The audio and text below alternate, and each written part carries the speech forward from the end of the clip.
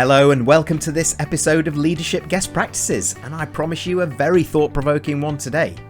We're heading to the new normal and we're going to give more airtime to something that we've not talked about enough. That's what to wear, what's become acceptable, and how that will shift when we move to hybrid working. That's the combination of remote, laptop-based work and working with others back in the office or any other formal setting. But have you ever considered not just how this impacts how you look and how others see you, but your attitude, focus, productivity, performance and more? My two guests know a thing or two about this area, so let's uncover those truths with Andy Boothman, who is the founder and CEO of Busy as a Bee digital marketing agency and the amazing DressCode Shirts with built-in CashCuff technology. Just wave your wrist and go. I'm also joined by Suzie Rice, who's a style expert, image consultant and colour psychologist. And both of them are going to take you on an intriguing, enlightening journey to help you look and feel great through your clothes as we head to the new normal. A few things that we'll uncover are terminologies like enclothed cognition, colour psychology, recognising your own needs from your clothes, including comfort and the neurodivergence of materials on skin, personal branding, creating happiness and well-being that comes from within, and clothing for the digital world. Tune in now. Hello and welcome to this episode of Leadership Guest Practices, and this is one I'm really looking forward to. We are talking about the new normal so much these days, but one topic I'm not really getting at, and that's what to wear. I knew what I wore before, I knew what I wore on Zoom, but when we get to the new normal, what is that looking like? And to join me in that discussion are experts Suzie Rice and Andy Boothman. Thank you both for joining me. And I'd like to ask you first, Suzie, to introduce yourself, your business and your passion about all things style. Thank you very much. So my name is Suzie Rice and my company is Style Heaven. And I've been working with busy professionals for nearly 13 years. My passion is to take them from wherever they are. I tend to work with people over 40. That's the sort of the sweet spot of people that I attract. And they want to look and feel better than they're currently feeling. And they, at that point, don't believe that I can take them as far as I do. And so my passion is for them to just feel the best they've ever felt and to portray on the outside their inner essence, so who they are on the inside and how that's reflected in their outerwear. Fantastic. Well, fortunately, because I'm not over 40, I'm not in your target market, he said wishfully. So I'll be listening with open ears today. Suzie, thanks for joining me. And Andy, you were the first ever guest on Leadership Guest Practices. It's a big welcome back to you. And maybe for those that didn't tune in the first time, please introduce yourself, your businesses, including DressCode Shirts, something at the very heart of today's topic. Yeah, really good to see you again. So I'm Andy Boothman, founder of DressCode Shirts, which, surprise, makes these things. Shirts inspired by tech. And we also integrate tech into the cuffs. We were the very first company in the world to have smart payment technology, contactless payments, that is, within our shirts themselves. And over the last 18 months, we've seen huge changes in the world of fashion and clothing. And one of the things that we've been working really hard on is environment and environment credentials around what we're doing. So we're trying to improve the sustainability of what we're doing. And we've got some really interesting projects that are coming up soon around that. That sounds very much like purpose-driven tech and integration. And you're right, it's called the CashCuff, right? Am I right? That's correct, yeah. The CashCuff is the payment one. Great. Well, look, thank you both for joining us. And Andy, I'm going to stay with you here because I want to get straight into this really. And I'd like us to start by understanding what's emerged over the last 18 months in terms of when we consider, what we're wearing, how we're feeling, what used to happen back in the workplace and this whole hybrid working and remote working in the pandemic and what's going to happen moving forward and how that might impact people perceptions going forward and so on. So if we could start by saying, how these trends are moving forward, first of all, Mm-hmm. in terms of how we look and feel, and also how you anticipate those might change also as we move to this so-called new normal. Yeah, sure. I mean, I think the first thing to point out is that everybody was pretty much thrown in at the deep end on this. You know, no one preempted it. No one was. There was a few people that were already doing an element of remote working. Don't get me wrong, but no one was doing it to the degree that we have been.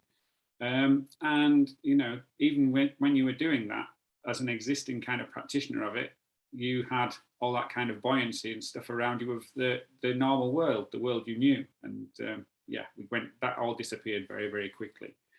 And suddenly we were watching ourselves on screens in a way that we've never done, or certainly not for the period of time that we have found ourselves doing it. So it was a very, very steep learning curve for lots of people. And, you know, there was a lot going on. There still is a lot going on, but it was very unsettling. And how people showed up through these channels to meetings, well, that kind of changed quite a lot quite quickly as morale ebbed and flowed. You know, people were struggling with the motivation to make the effort to get themselves in the right sort of headspace for work, because they were juggling homeschooling, they were doing, you know, all sorts of things had changed.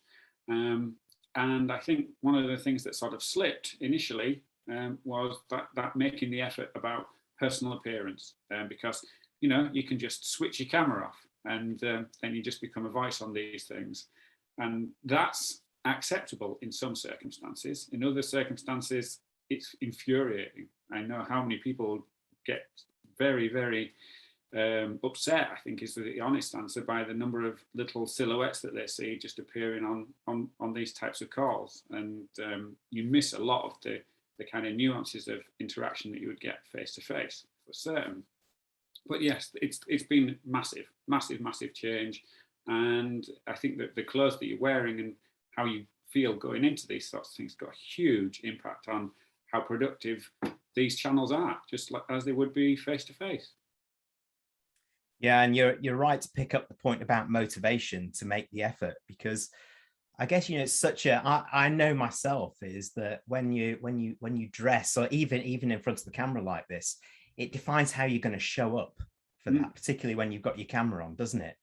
It does. And maybe Suzie, if I come to you then now and take this a step further, really, to get into some specifics.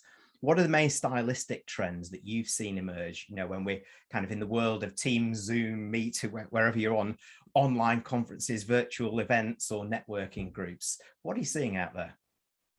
I think kind of relating to what Andy's just said, that it's been quite interesting watching the flow and the change. And I think to start with, people that weren't used to Zooms, it was quite scary for them. But I think over time, people got a little bit more, depends on their personality and their confidence, but people got a little bit more confident with what they were doing. But what I was hearing a lot, so I was doing a lot of virtual sessions and virtual shopping sessions in my boutique. And things that people would normally buy pro-COVID, they were saying, oh, well, like, you know, I don't really have, I'm not going out, I'm not going anywhere, I've got no need to wear it. And what they weren't doing was relating that to, because they've become so much more casual in their Zoom meetings, they just weren't making that cognitive shift between what's acceptable on Zooms. When I say acceptable, because I'm very much from being driven behind how the person feels, acceptable to them. So when they sit in front and they can, you know, I'm obviously looking at you now as a big screen, but I can see myself in the corner. I'm very, very aware of what I look like. And it's, when you think about being in face to face, you can't see yourself, can you? You're looking at the person you're talking to, or you're in a conference room. When you're on Zoom, you can actually, it's like sitting in a conference room and having a mirror in front of you.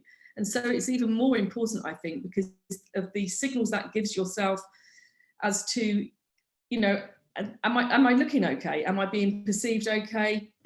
Trend wise, it probably sounds quite odd for a stylist, but I'm not led by trends. I'm led by the person's personality and how that reflects into their style. So it's more to do with their style than it is to do with trends and fashion.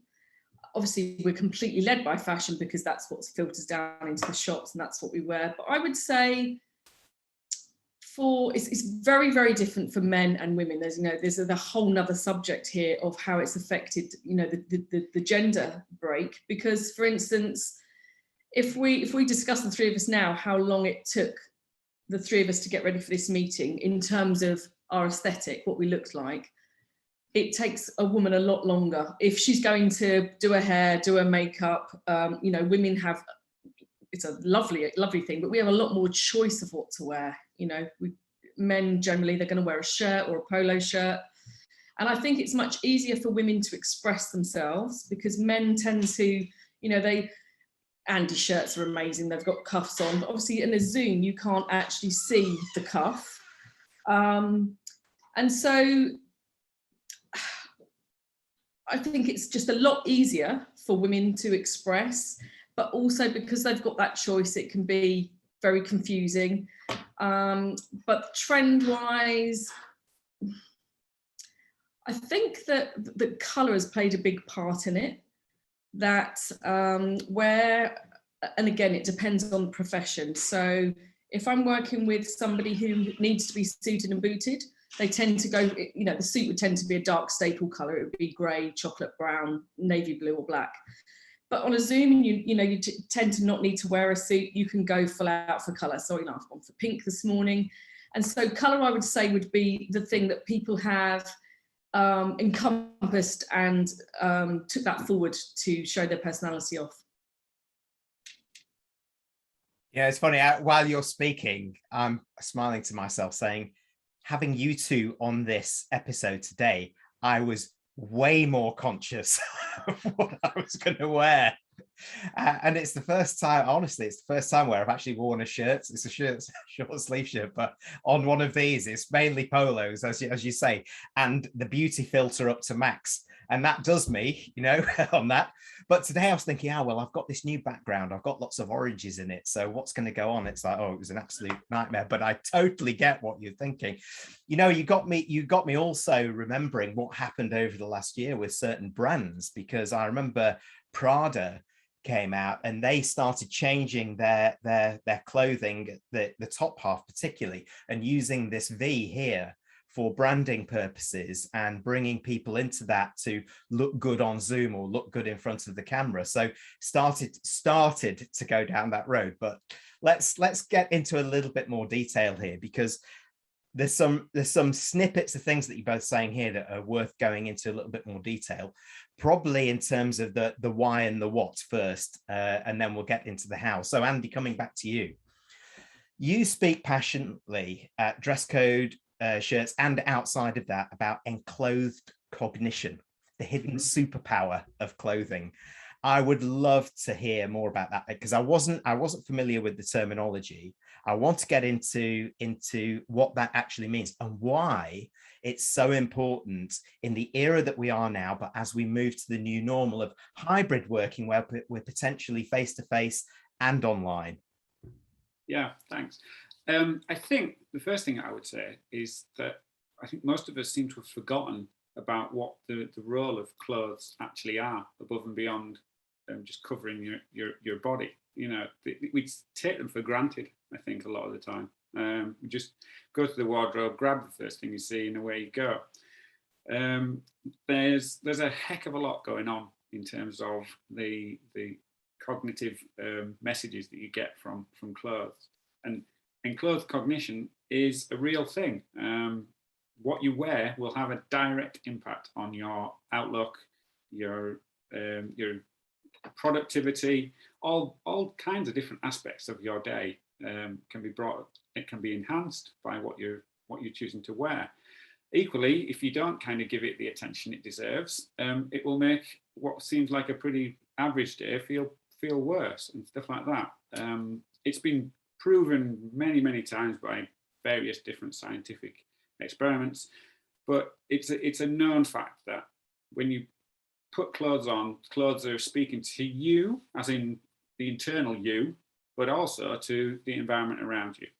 And I think those messages that are going inwards are have probably never been more important than what we are now in the hybrid and virtual working place, where having that self lift and those connections to kind of lift you through the day and drive you forward, I think is really, really important. And if you're just sitting in the same sort of clothes throughout the day doing everything, well, your brain's not getting any messages. There's no stimulation there that suddenly, hey, Jeremy, you've got to do this presentation. You wouldn't have ordinarily just sat there and worn your t-shirt and joggers that you'd been wearing all day to go and do your presentation. You would be like, right, presentation coming up, change of clothes, which is sending signals inwards like, right, game face on, away we go.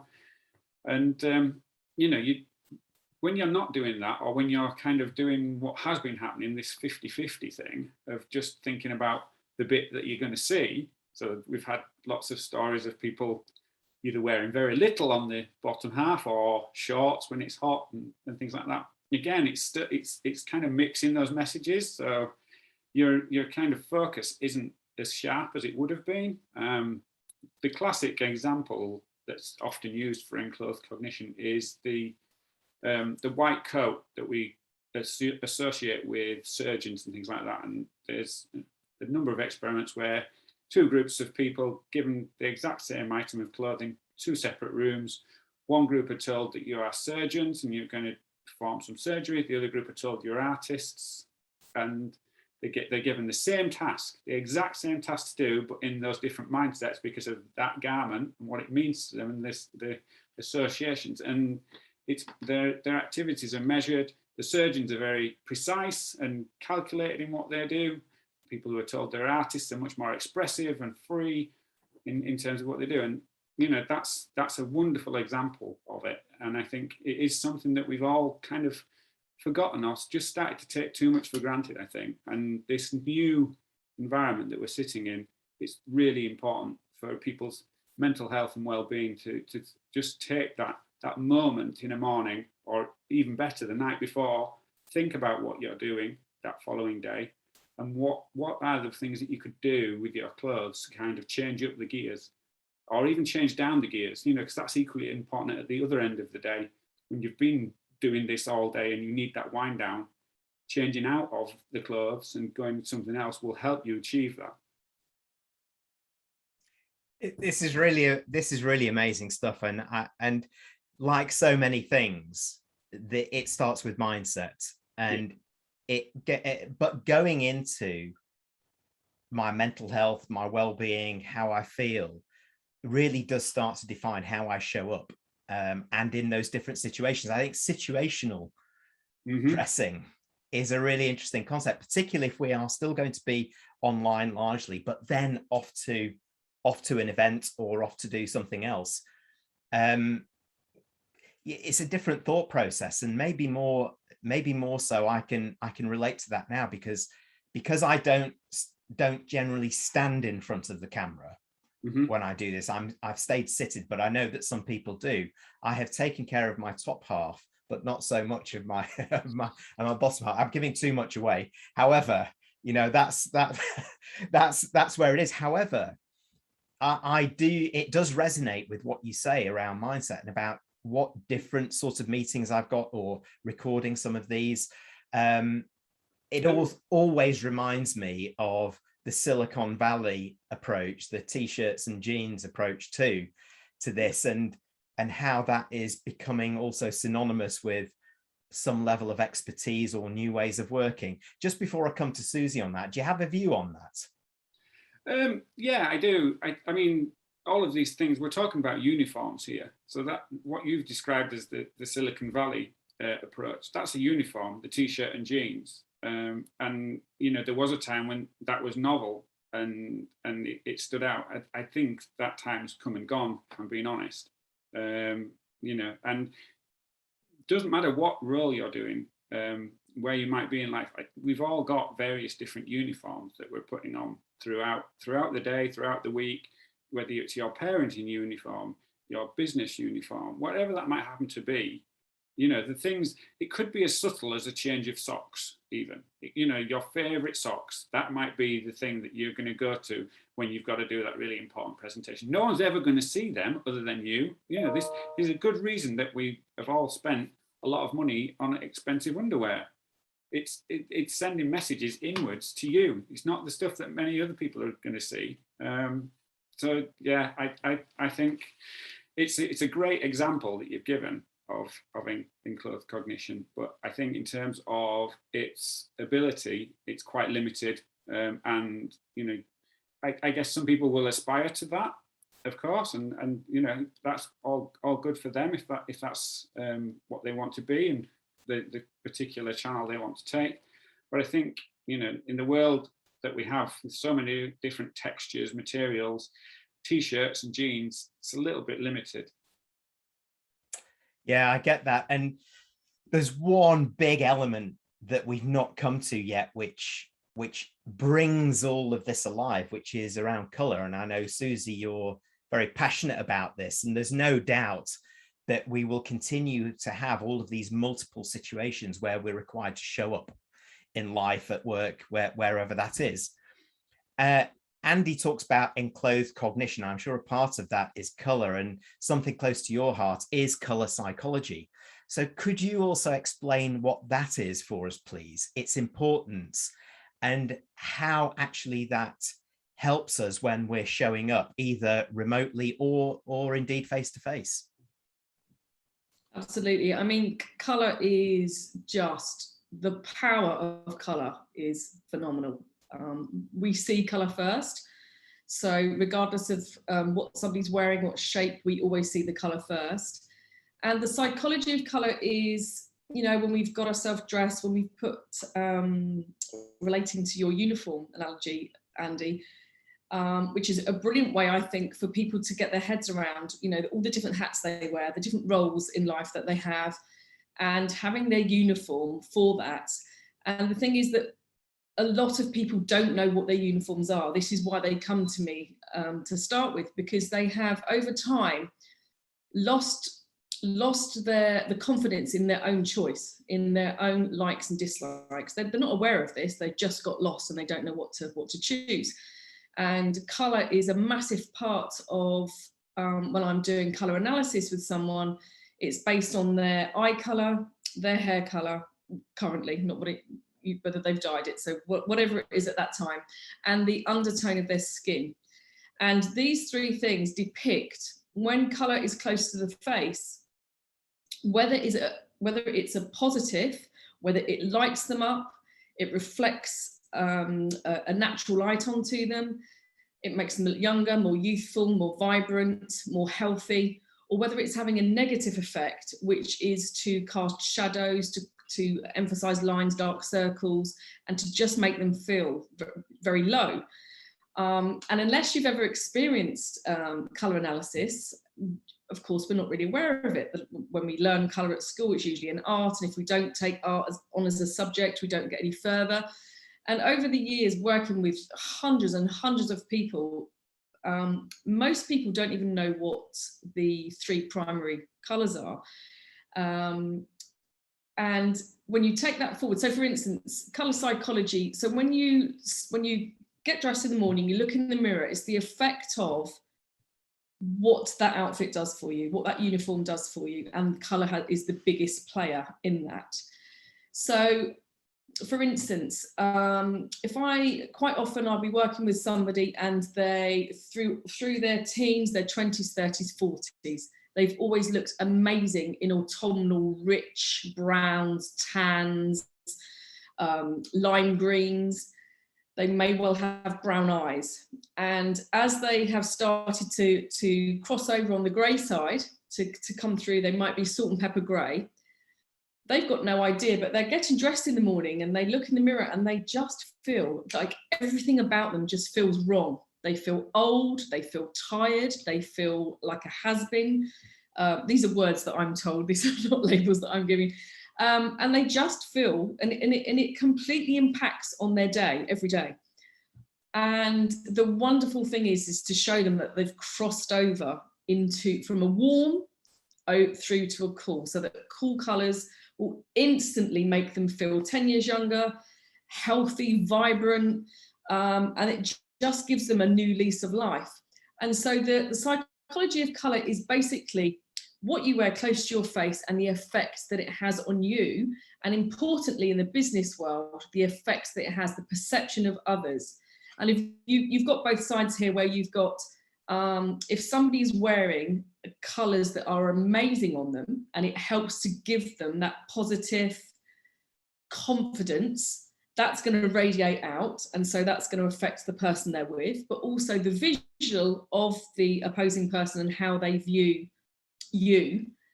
And there are, you know, obviously for branding, etc., you know, colours are a massive thing. You know, people, there's a whole split here, isn't there, as to whether, so for instance, when I started my business, my branding colours are grey, white and different pinks and purples, because that's congruent with me and who I am. But of course it needs to be matched to what the business is and who you're trying to market and who you know, target audiences, for instance. And colour, so reds, for instance, if you wanted to create the feeling inside and outwards that you are assertive and confident, then you would go for reds. If you wanted to give the impression of trustworthiness, that you're organised, reliable, that would be blues. Yellow is cheerful, innovative, active. Green, of course, it won't be any surprise because it's why we're at one with nature, because it's repeated patterns, it's calming, nurturing, dependable. If you were going for a job and you wanted to be fun, then orange is a great one for that. It's enthusiastic. Pink, feminine, gentle. I could go on and on. And so the colours, what they do is they get you into a positive mindset if they are positive colours for you, and then how that is expressed outwards and how that's comes back from the person that you're in a meeting with, or you know, that you're meeting up with. I have never been more conscious about what I'm wearing. Listening to that, I think I'm kind of cold sweating here, thinking, uh-oh.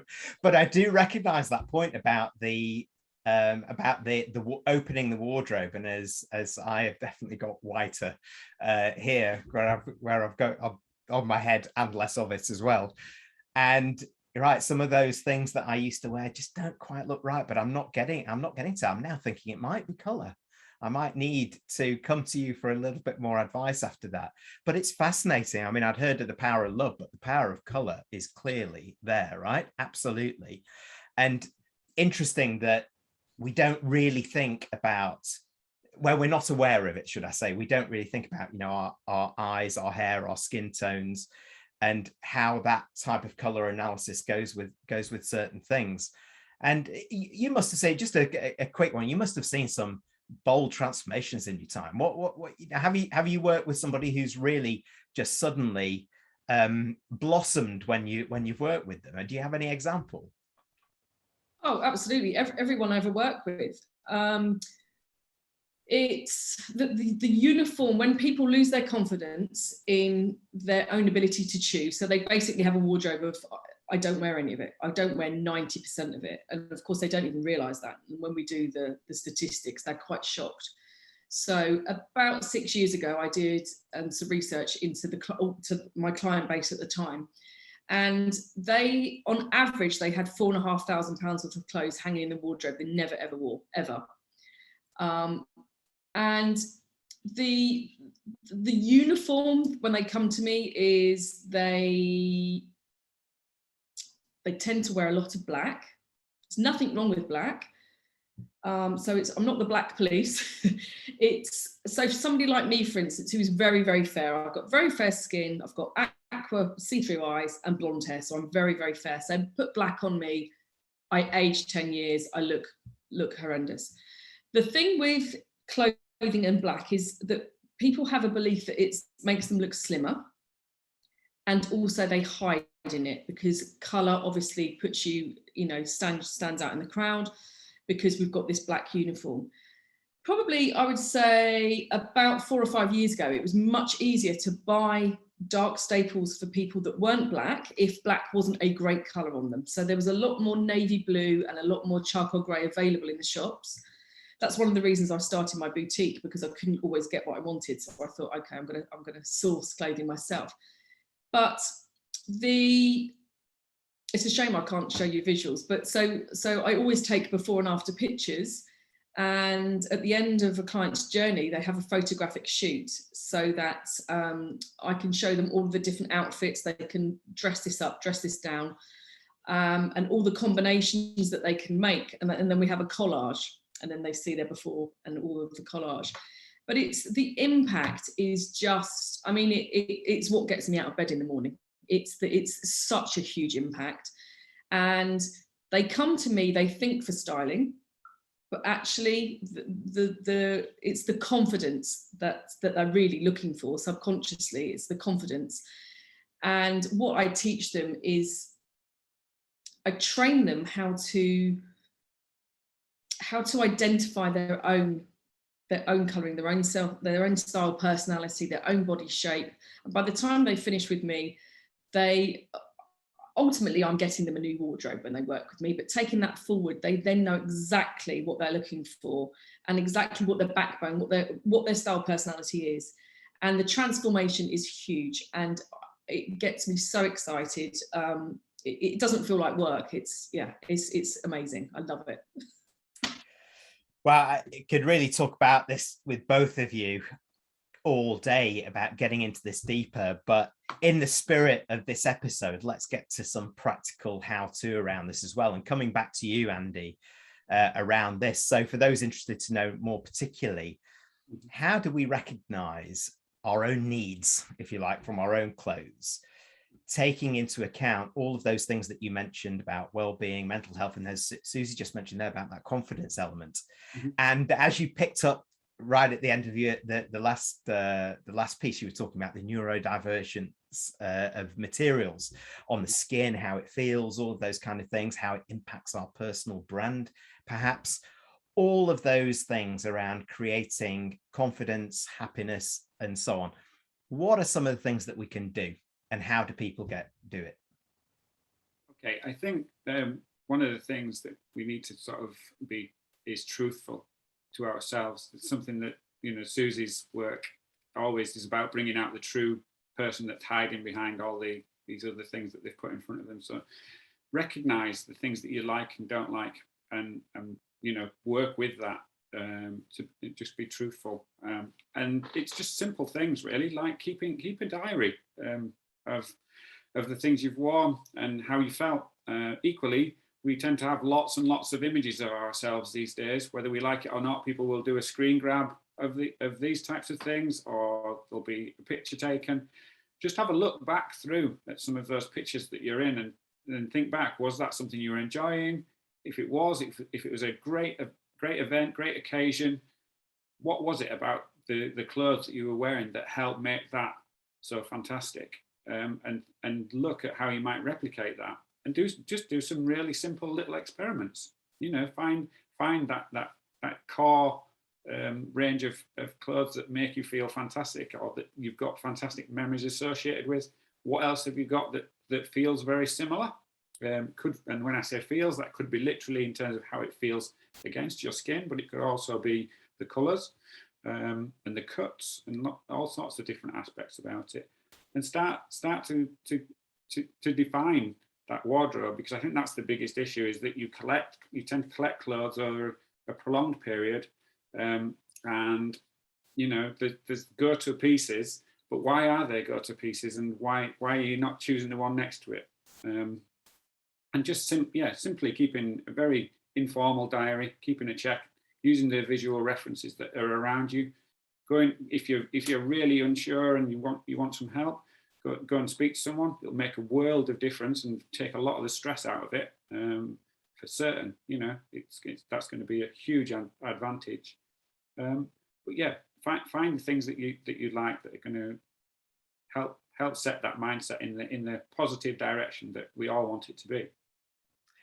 Yeah, and as you said, I think Suzie is one of those people that we might go to, right, for advice around this. So I'm going to come right to you. Not all of us, unfortunately, have access to a style guru like yourself, Suzie, although I'm just really fascinated by it. And I think many, many years ago, I had a dabble into this and got my colors. I was autumnal at the time, and I'm clearly not now because I'm not as comfortable as you said. You know, it's I'm ever so conscious right now, and I think that's the first step, isn't it? So for those of us that can make some quick changes or can do things differently, what are some steps as related to even color or some of the clothes that we wear or styles that we wear that will make a difference to us, whether it's online or whether it's face-to-face in business, but particularly that gives us that confidence that you were talking about and drives that sort of positive impression to others as well? So something that I devised several years ago was when I first worked with people, what they wanted to do was for me to sort their wardrobe out. But the horror for them was they'd always say, oh, I'm so embarrassed, I don't want you to come and look at my wardrobe. Because we have this emotional guilt about the money we've spent, the time we've spent, of all of those clothes that are hanging in the wardrobe we don't wear. And also for me, because of the way that I work, it's about the person's personality and not mine. So I can look at somebody and yes, I could go and get them some outfits and they could look wonderful. They could look in the mirror and they could say, yeah, I can see that it looks good, but I just don't feel like me because I haven't worked with them. I don't know what their personality is. And so I came up with something called the wardrobe shuffle. And if I said to you two, right, now what I'd like you to do is go and spend a few hours in your wardrobe, you'd just want to pull your fingernails out, wouldn't you? And of course, who's got time to do that? So I came up with something that is fast, and it's a document. I can release it to you, Jeremy, if you want to make it available. And it's basically completely sorting your wardrobe out and finding out the things you need to find out in 20 minutes. So the document comes through and you basically just follow the steps. It's really good to get yourself in a really good positive mindset mood, put some music on you love, whether that's jazz or whatever you're into, and read through the document. And it's all about speed. And I don't want to ruin what it is, but basically you just follow 3 steps and you go with your gut instinct, and you're basically removing everything from your wardrobe you don't wear, whether it's too big, too small, it's not current. My auntie bought me it and I've got an emotional attachment to it, but I can't stand it. Just when you're looking at your wardrobe and you go, no, yes, that will do. It's all of those no's. You're basically working from left to right and it's really quick. The reason that it works by gut instinct is because the person knows up front that they're not getting rid of anything, because that's what worries people. So it's just going to be taken out of the wardrobe and put into a pile. You basically end up with 3 piles. You end up with, I don't wear, it's okay, it'll do, it doesn't light me up, but I don't feel bad in it, it's okay. And then what you're left with in your wardrobe is, I love. And then at the end, you count how many items are in each pile. And then you look at all of the things in the I love pile. This is basically what Andy's just said, but in real detail. Have a look at the colours, have a look at the patterns, have a look at the fabric. You know, our skin, people don't realise often, is that our skin is our largest organ and it's how it makes us feel. Have a look at what's in common there. And that basically is then your shopping list for your future purchases. As equally important is the pile of I don't wear, and you will be amazed at the things that you've got in common. So for instance, when I first did this years ago, there was a lot of things that were satin, that were shiny. I liked them, but when I put them on, they didn't work for me. And now I realise why. Anything that was too girly, I didn't like. And so you write all of these things down and you try and be as specific as you can. And then you end up not buying any of that again. You go for the stuff that you love and you end up with this amazing wardrobe because you know you're trusting your own instinct. And what Andy said about being honest, totally agree with that. But the trust thing, trusting yourself is about, so from about the age of 5, you can send an average 5-year-old into a department store and say, go and choose clothing. No, if you just picture a 5-year-old, they're going to run off and they're going to pick that, and it will be their natural instinct. So they will naturally look good and feel good in those colours. They will naturally love the pattern or no pattern or whatever it is about that clothing. Because at the age of 5, generally we haven't been trodden on, damaged, commented, criticised by siblings, parents, teachers. And that's what you're doing with a wardrobe shuffle without realising, is you're just going with your gut instinct. And we collect along the way. So for instance, my things used to be my thumbs. I would never wear nail varnish because I've got very short stubby thumbs. And so people had always mentioned those. My sister always used to take the mickey out of my bottom, so I'd never wear anything that showed my bottom off. And we all have these restrictive things. And so it's just diminishing those and going with gut instinct. It's not about what I've been told I should wear or shouldn't wear. I'm just going with what I love and switching into that. And then you end up with this amazing little shopping list at the end to go forward. Right, just sounds amazing. And absolutely, if you can send me that document, we'll add it to the post that goes out with this so people can take a look and do it. I'm definitely going to do that exercise, I have to say. The photographs. No. Steady, one step at a time now. It's baby steps. I'm already worried. I've heard so much today, that so many words, so many concepts that I don't use very often, particularly around keeping a diary, like you talked about, Andy, the emotional guilt that we might have sometimes, that you said, Suzie, the power of colour psychology, enclosed cognition. Really interesting that so much of it is around mindset and psychology, feeling, confidence, all of those things that are core human traits. And you start to realize how important what we wear is to that, and what it looks like, how comfortable we are, what colors we're wearing and how they suit us, all of those kind of things. So there's quite a lot there. So staying with you on this, Suzie, what would be your parting words, just a few key messages for everybody listening or watching that will accelerate their journey in this area? I think mainly comparison is the mother of, don't compare yourself to other people.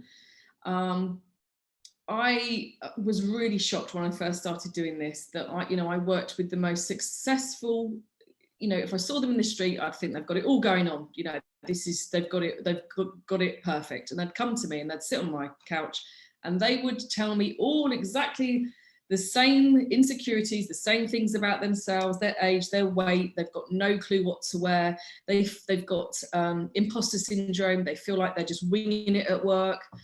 And so just be kind to yourself. Just remember that, or realize that we are actually all feel like this at times.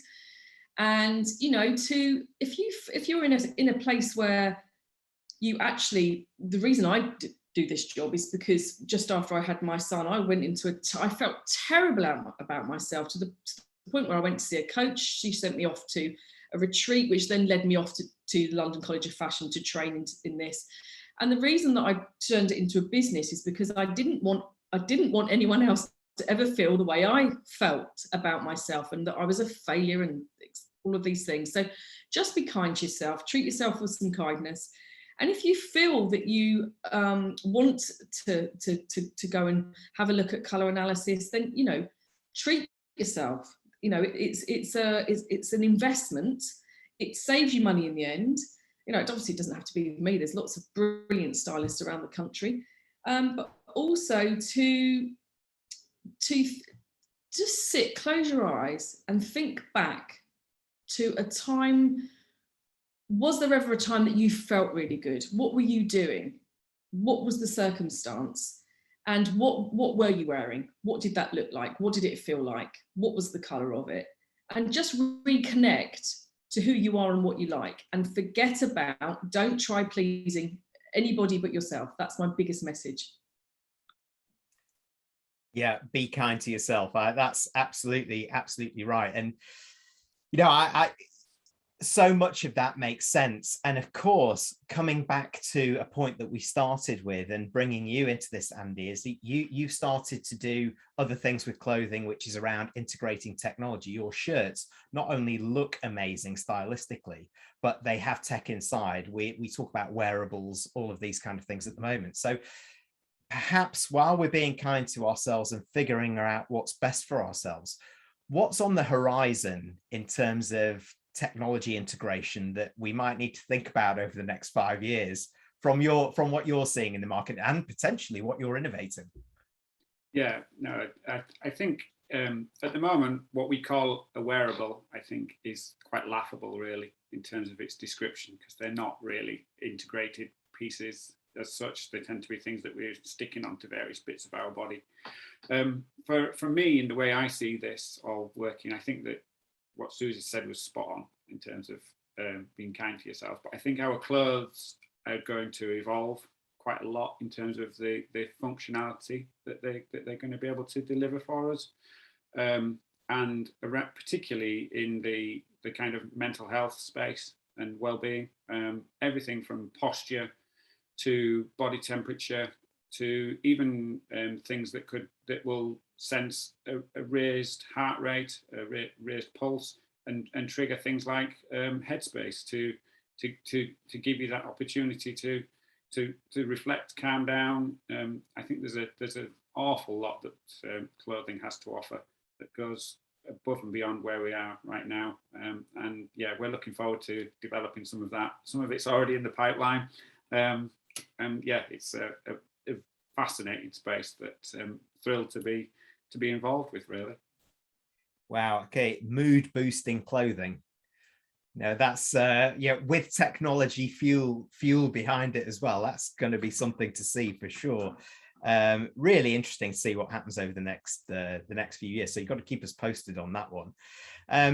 We could go on, but I'm going to say thank you very much both for joining me and for giving us this tour of something we're not talking enough about, I now realize, particularly in the new world of work and life that we're in, and often in front of a camera as well as the face-to-face. We can do a lot more.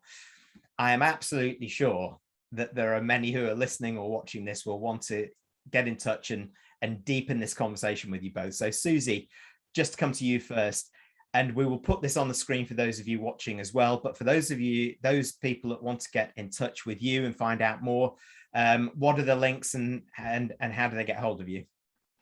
So my website is style-heaven.co.uk. On the homepage there, if somebody wants, I do a complimentary style session, and also you can call me, and yeah, it'd be lovely to hear from you. Thank you very much indeed, and Andy, the same for you. Around you personally, around an innovator in this space from a clothing perspective, and people wanting to find out about that, and of course your DressCode Shirts. Sure. If you want to find out more about what I'm doing, LinkedIn is probably the place. So just look for Andy Boothman on LinkedIn. And in terms of dress code, the website is www.dresscodeshirts.co.uk. You'll also find us on Twitter and Instagram. And yeah, just feel free to reach out and ask away. Be happy to talk about this further. Well, first of all, thank you to you, Suzie, for joining me. Thank you so much for inviting me. It's been a really interesting conversation. I'd love to continue, but we've run out of time. It has. And Andy, the same for you. Thank you so much for joining me. Thank you both. I've really enjoyed it. And of course, the first thing I'm now going to do as soon as I've shut this down is run upstairs, fling open my wardrobe doors and cry. So, on that bombshell, as they say, thank you so much. It's been a great chat, and I'm really looking forward to seeing the comments come out of this, and I hope a lot of people get in touch. Goodbye. Bye. Thank you. Take care, Jeremy. Thank you for joining our Guest Practices videocast. Please do subscribe to our YouTube channel through the link below, or check out our website to access more in our current series of expert interviews.